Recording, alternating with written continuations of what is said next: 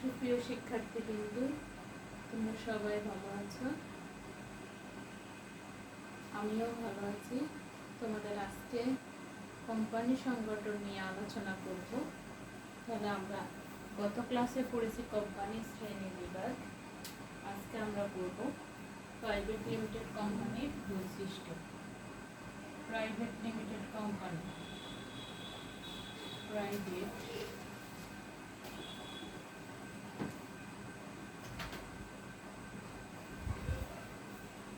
Limited company বৈশিষ্ট্য।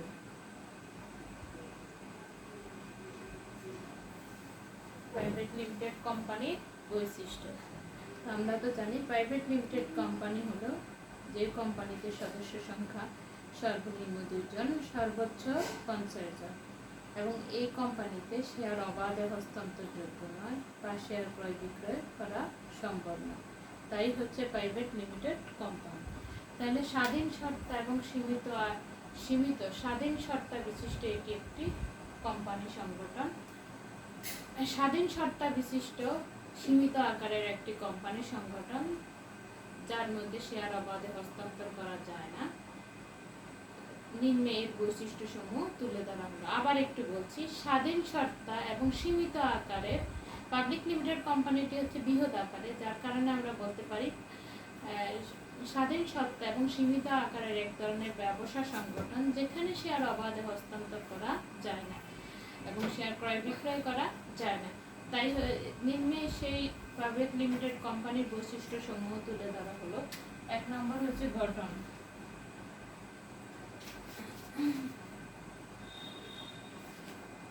Private limited company গঠন করতে হলে প্রথমত তাকে সদস্য সংখ্যা নিতে হবে। সর্বনিম্ন 2 জন সদস্য প্রয়োজন হবে। সর্বনিম্ন 2 জন সদস্য নিয়ে সীমিত আকারের এই ব্যবসা সংগঠনটি গঠন করা যায়।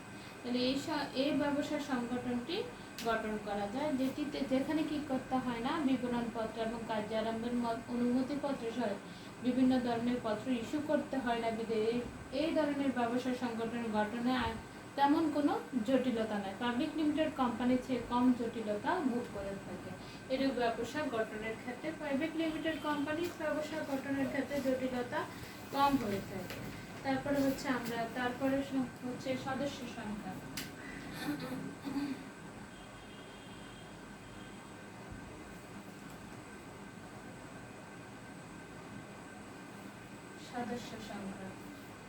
সদস্য সংখ্যা এখানে জানি আমরা প্রাইভেট লিমিটেড কোম্পানির সদস্য সংখ্যা সর্বনিম্ন 2 জন, সর্বোচ্চ 50 জন। এতে পরিচালক ব্যতীত বা কর্মচারী নিয়োজিত কর্মচারী ব্যতীত 50 জন শেয়ার হোল্ডার নিয়ে এই ব্যবসা গঠন করা হয়ে থাকে। তাহলে আমি আবারও বলছি, সদস্য সংখ্যা প্রাইভেট লিমিটেড কোম্পানির সদস্য সংখ্যা সর্বনিম্ন 2 জন, সর্বোচ্চ 50 জন। এতে কোম্পানি নিয়োজিত যে সকল কর্মচারী আছে সে সকল কর্মচারী ব্যতীত শেয়ার হোল্ডার বা শেয়ার হোল্ডারের সংখ্যা হবে 50 জন। তারপরে হচ্ছে মূলধন।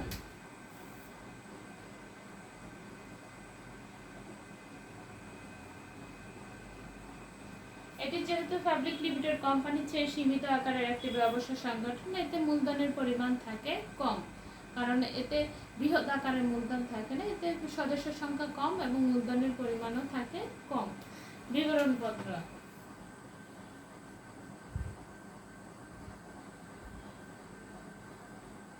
এটি পাবলিক লিমিটেড কোম্পানির মধ্যে এখানে বিবরণপত্র ইস্যু করতে হয় না। বিবরণপত্র ইস্যু সংক্রান্ত আইনগত জটিলতা এবং আইনগত কোনো সমস্যার সম্মুখীন হয় না প্রাইভেট লিমিটেড কোম্পানি।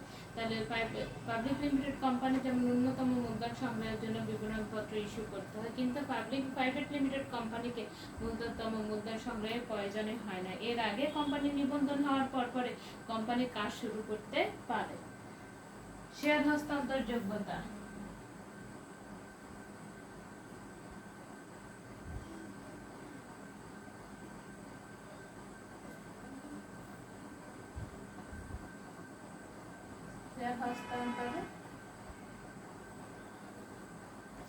শেয়ার হস্তান্তর যোগ্যতা।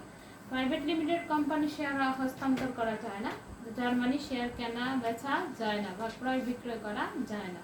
প্রাইভেট লিমিটেড কোম্পানিতে শেয়ার হস্তান্তর করা যায় না।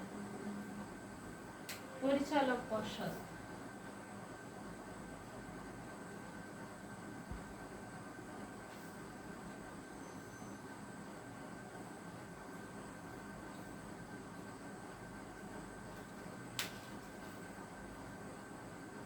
পরিচালক পর্ষদ দ্বারা পরিচালক পর্ষদ গঠন এবং পরিচালক পর্ষদ গঠন এবং নির্বাচনে তেমন কোনো আইনগত জটিলতা এবং তেমন কোনো বাধ্যবাধকতা নেই। এই প্রাইভেট লিমিটেড কোম্পানি পরিচালক পর্ষদ এবং পরিচালক পর্ষদ নির্বাচনে কোনো আইনগত জটিলতা নেই এবং পরিচালক পর্ষদ নির্বাচনে কোনো বাধ্যবাধকতা নেই। দায়,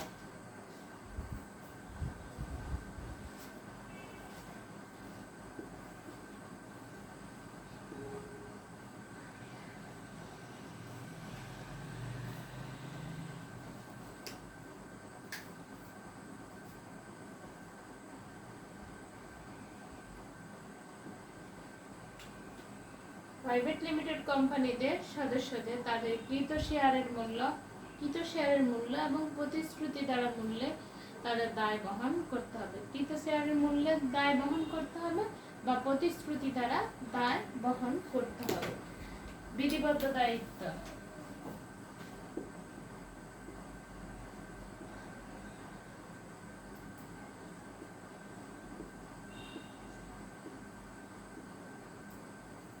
প্রাইভেট লিমিটেড কোম্পানিকে অবশ্যই বিধিবদ্ধ দায়িত্ব পরিচালক পর্ষদ পূর্ণ গঠন ইত্যাদি যাবতীয় বিধিবদ্ধ দায়িত্ব পালন করতে হয়। প্রাইভেট লিমিটেড কোম্পানি পরিচালক পর্ষদ পরিচালনা সংক্রান্ত ইত্যাদি যাবতীয় বিধিবদ্ধ দায়িত্ব পালন করতে হয়ে থাকে। তারপর হচ্ছে ব্যবস্থাপনা, এতে ব্যবস্থাপনা এবং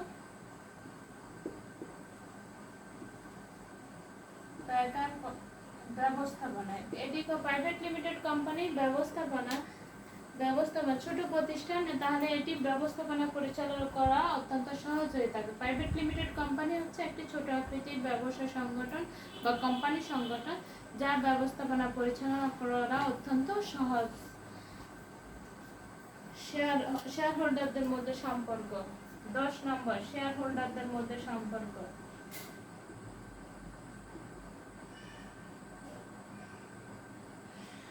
শেয়ার হোল্ডারদের মধ্যে সম্পর্ক,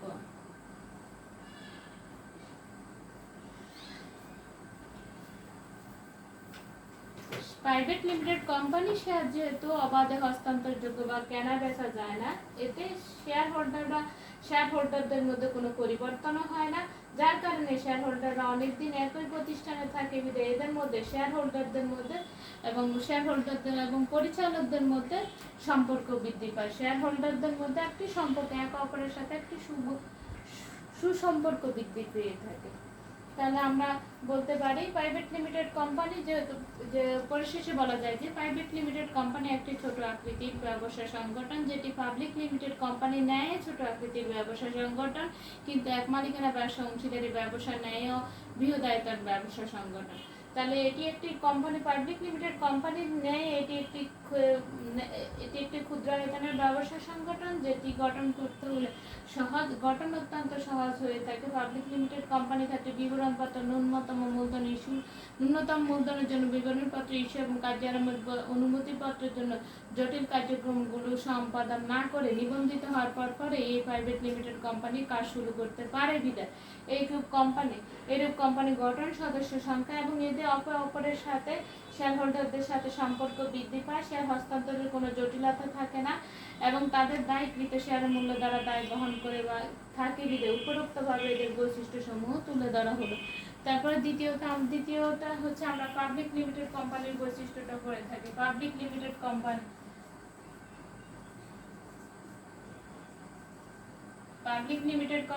বৈশিষ্ট্য। পাবলিক লিমিটেড কোম্পানি হচ্ছে একটি বৃহৎ আয়তনের ব্যবসা প্রতিষ্ঠান, যেখানে সদস্যের সংখ্যা সর্বনিম্ন 7 জন, সর্বোচ্চ শেয়ার সংখ্যা দ্বারা সীমাবদ্ধ। যত শেয়ার সংখ্যা দ্বারা সীমাবদ্ধ বিধায় সর্বনিম্ন 7 জন, সর্বোচ্চ শেয়ার সংখ্যা দ্বারা সীমাবদ্ধ। এতে কি থাকে, এটি একটি বৃহদায়তন ব্যবসা প্রতিষ্ঠান। এতে শেয়ার হোল্ডারদের সংখ্যা বেশি থাকে, যাতে মূলধনের পরিমাণও বেশি থাকে। এটি গঠন করতে বৃহদায়তন প্রকৃতিবিদ, এটি গঠন করতে কিছু জটিলতা ভোগ করতে হয়ে থাকে। নিম্নে এর বৈশিষ্ট্যসমূহ তুলে ধরা হলো। নিম্নের বৈশিষ্ট্যসমূহ তুলে প্রথম হচ্ছে গঠন। প্রাইভেট লিমিটেড কোম্পানি গঠন করতে হলে পাবলিক লিমিটেড কোম্পানি একটি বৃহদায়তন ব্যবসা প্রতিষ্ঠান বিধায় এটি গঠন করতে হলে প্রথমত আমরা নিবন্ধন পত্রের পরে ন্যূনতম মূলধন সংগ্রহের উদ্দেশ্যে বিবরণপত্র ইস্যু করে কোম্পানি বিবরণপত্র ইস্যুর মাধ্যমে ন্যূনতম অর্থ সংগৃহীত না হলে পরিচালকদের সকলের মধ্যে থেকে ন্যূনতম মূলধন সংগ্রহ করে কোম্পানিকে বিবরণপত্র বিকল্প বিবৃতি কপি তৈরি করে নিবন্ধকের নিকট পেশ করতে হয় এবং নিবন্ধক সন্তুষ্ট হলে তাদেরকে কি করে কার্যারম্ভের অনুমতিপত্র সংগ্রহ প্রদান করে। এই পর্যায়ে পাবলিক লিমিটেড কোম্পানি কাজ শুরু করতে পারে, যার কারণে এটি একটি গঠন প্রণালী একটি বেশ কিছু জটিলতা ভোগ করতে হয় বিধেয়, কিন্তু এটি একটি বৃহদায়তন প্রতিষ্ঠান। আমরা জানি যে এখানে বৃহদায়তনের প্রতিষ্ঠান, সেখানে মূলধনের পরিমাণও বেশি, আর সেখানে কোম্পানি বিস্তার লাভ করে থাকে। দ্বিতীয়ত সদস্য সংখ্যা। এই পাবলিক লিমিটেড কোম্পানির সদস্য সংখ্যা সর্বনিম্ন 7 জন, সর্বোচ্চ শেয়ার সংখ্যা দ্বারা সীমাবদ্ধ বিধায় এদের সদস্য সংখ্যা থাকে বেশি।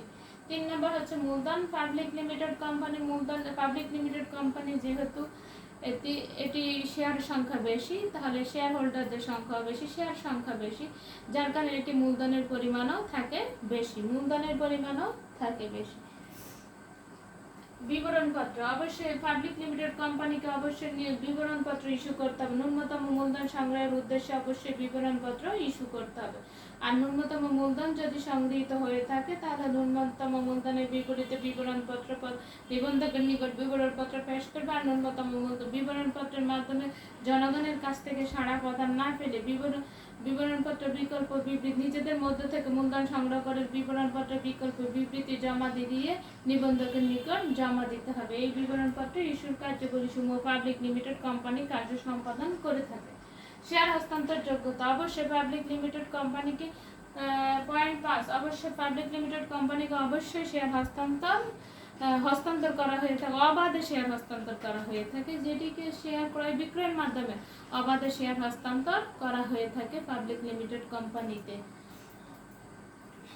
তারপরে হচ্ছে পরিচালক পর্ষদ। অবশ্যই কোম্পানি শেয়ার হোল্ডারদের প্রত্যক্ষ বোর্ডে পাবলিক লিমিটেড কোম্পানিতে কোম্পানি শেয়ার হোল্ডারদের প্রত্যক্ষ বোর্ডে পরিচালক নির্বাচিত হয়ে থাকে। আর এই পরিচালক পর্ষদের মাধ্যমে কোম্পানি পরিচালিত হয়ে থাকে শেয়ার হোল্ডারদের প্রত্যক্ষ বোর্ডে। দায়। কোম্পানি এই পাবলিক লিমিটেড কোম্পানিকে অবশ্যই তাদের কৃত শেয়ারের মূল্যে দায় বহন করতে হবে, না প্রতিশ্রুতির মূল্য দ্বারা দায় বহন করতে হবে। বিধিবদ্ধ দায়িত্ব। কোম্পানিকে অবশ্যই বিভিন্ন পরিচালক পর্ষদ নির্বাচন এবং পরিচালক পর্ষদের যাবতীয় বিভিন্ন ব্যবস্থাপকীয় কার্যাবলী সংক্রান্ত বিভিন্ন সভা আহ্বান বিধিবদ্ধ। অবশ্যই কার্যারম্ভের অনুমতিপত্র পাওয়ার পর 1 মাস, ন্যূনতম 1 মাস এবং সর্বোচ্চ 6 মাসের মধ্যে বিধিবদ্ধ সভার আহ্বান করে বিধিবদ্ধ দায়িত্ব পালন করতে হবে।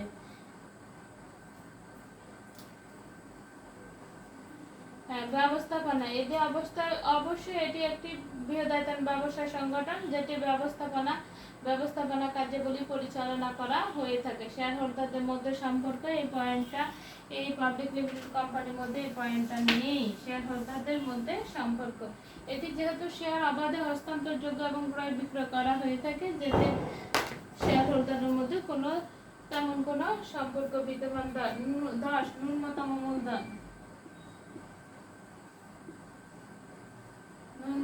মূলধন। এতে কোম্পানিতে অবশ্যই ন্যূনতম মূলধন সংগ্রহের জন্য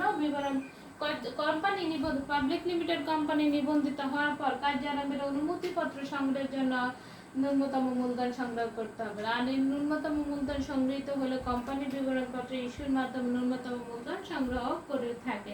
ন্যূনতম মূলধন সংগৃহীত হলে কোম্পানি কার্যারম্ভের অনুমতিপত্র পেয়ে থাকে। চিরন্তন অস্তিত্ব।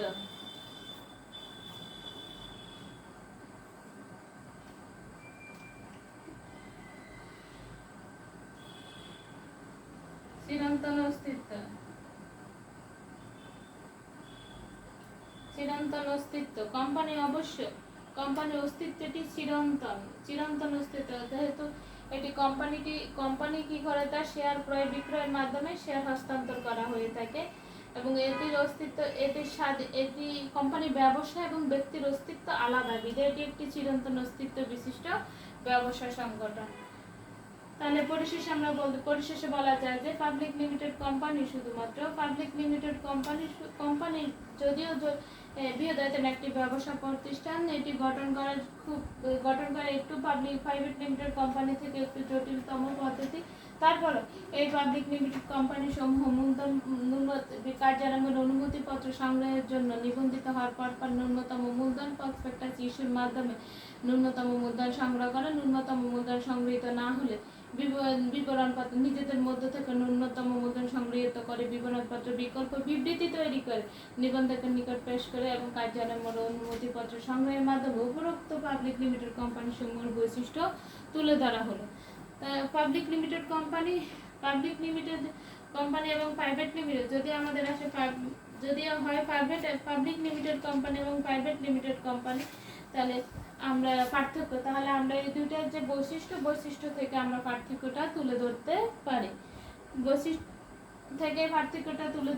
তাহলে আমরা পাবলিক লিমিটেড কোম্পানি কি পার্থক্যের আমি একটু আলোচনা করি। পাবলিক লিমিটেড কোম্পানি যেহেতু গঠন, প্রাইভেট লিমিটেড কোম্পানি গঠন অত্যন্ত সহজ। পাবলিক লিমিটেড কোম্পানি গঠন অবশ্যই আইনগত কিছু জটিলতা বিদ্যমান। এটি একটি গঠনগত দিক থেকে একটি পার্থক্য তুলে ধরা হলো।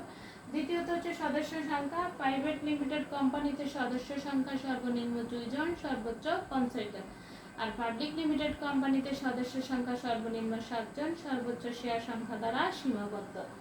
মূলধনের পরিমাণ। প্রাইভেট লিমিটেড কোম্পানিতে যেহেতু সদস্য সংখ্যা কম, সেহেতু শেয়ার সংখ্যা কম, সেহেতু মূলধনের পরিমাণও কম থাকে। এবং পাবলিক লিমিটেড কোম্পানির যেহেতু সদস্য সংখ্যা বেশি এবং শেয়ার সংখ্যা বেশি, সেহেতু মূলধনের পরিমাণও বেশি। বিবরণপত্র। প্রাইভেট লিমিটেড কোম্পানিকে অবশ্যই বিবরণপত্র ইস্যু করতে হয় না, কিন্তু পাবলিক লিমিটেড কোম্পানিকে অবশ্যই বিবরণপত্র ইস্যু করতে হয়। তাহলে আমরা শেয়ার হস্তান্তর যোগ্যতা। প্রাইভেট লিমিটেড কোম্পানি শেয়ার হস্তান্তর করা যায় না, কিন্তু পাবলিক লিমিটেড কোম্পানি শেয়ার ক্রয় বিক্রয়ের মাধ্যমে হস্তান্তর করা হয়ে থাকে। প্রাইভেট লিমিটেড কোম্পানি ও পাবলিক লিমিটেড কোম্পানির বৈশিষ্ট্য।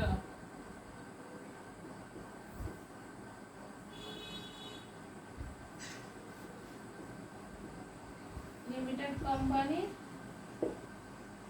ও পাবলিক লিমিটেড কোম্পানির পার্থক্য।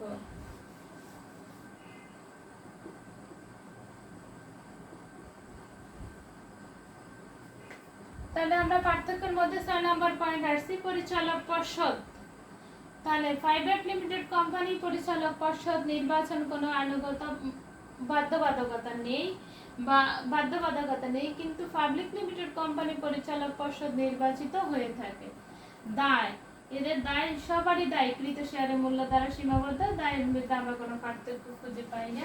বিধিবদ্ধ দায়িত্ব পালন করে থাকে এবং তাদের প্রাইভেট লিমিটেড কোম্পানি বিধিবদ্ধ দায়িত্ব পালনের কোনো বাধ্যবাধকতা, কিন্তু পাবলিক লিমিটেড কোম্পানি অবশ্যই বিধিবদ্ধ সভা আহ্বান করতে হবে। বিধিবদ্ধ সভা আহ্বান করতে হবে। কোম্পানি নিবন্ধিত হওয়ার পর 1 মাস এবং সর্বোচ্চ 6 মাসের মধ্যে বিধিবদ্ধ সভা আহ্বান করতে হবে। ব্যবস্থাপনা। এদের ব্যবস্থাপনা থাকে পৃথক। প্রাইভেট লিমিটেড কোম্পানি ব্যবস্থাপনার মধ্যে তেমন কোনো পার্থক্য খুঁজে পাওয়া যায় না। ন্যূনতম মূলধন। প্রাইভেট লিমিটেড কোম্পানিকে অবশ্যই ন্যূনতম মূলধন সংগ্রহ করতে হয় না, কিন্তু পাবলিক লিমিটেড কোম্পানিকে অবশ্যই ন্যূনতম মূলধন সংগ্রহ করতে হয়ে থাকে। তাহলে আমরা এর পার্থক্যটি খুঁজে পেয়েছি। তাহলে পরিশেষে বলা যায় যে প্রাইভেট এবং public limited company private limited company হচ্ছে প্রাইভেট এবং পাবলিক লিমিটেড কোম্পানি দুটোই যৌথ মূলধনী কোম্পানির প্রকারভেদ হওয়া শর্ত, কিন্তু এর একটি হচ্ছে কি ছোট আকারে ব্যবসা ছোট আকারে কোম্পানি সংগঠন, অন্যটি হচ্ছে বৃহদায়তন ব্যবসা সংগঠন বিদায়। এদের মধ্যে গঠন, সংখ্যাগত, মূলধন, বিবরণপত্র, শেয়ার হস্তান্তর যোগ্যতা, পরিচালক পর্ষদ, বিধিবদ্ধ সভা, মূলধনতম মূলধন ইত্যাদির মধ্যে বেশ কিছু পার্থক্য পরিলক্ষিত হয়ে থাকে। তোমরা সবাই, আশা করি তোমরা সবাই ভালো থাকবা। আজকের মতো এই পর্যন্ত। আল্লাহ হাফেজ।